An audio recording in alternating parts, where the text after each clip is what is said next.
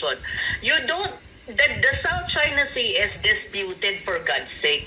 When you say diplomacy and negotiation, that doesn't mean surrendering your sovereign rights. Mabuti nga, naintindihan niya kung anong difference ng sovereign rights at sovereignty. At ang ginamit niya, sovereign rights. Kasi lahat ng mga troll farms ng kabilang ibayo, ang ginagamit sovereignty. At least dito, ang pagiging misguided niya, medyo may correct ng konti. Okay, at ang pagiging ang stupidity, may konting-konting correct.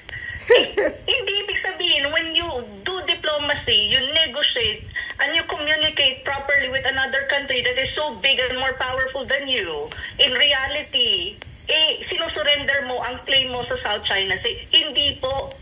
Nakikipag-negotiate ka lang because that is just one part of your bilateral relation with that country. And you have other parts of that bilateral relation like economic and trade. And as kung intelligent ka and smart kang tao, you will not compromise economy. Because kapag na-compromise ang economy, buong Pilipinas guguho at babagsak. Wala tayong kakainin at maghihirap ang buong Pilipinas. Kasi that is a fact and a reality. So stupidity ay ang mga ganyang statement. At walang iniisip kung di manira ka lang ng tao, hindi nag-aaral. Ang advice ko sa kanya, mag-aral ka. Ako nga, halos buong buhay ko, inaaral ko pa rin yan eh.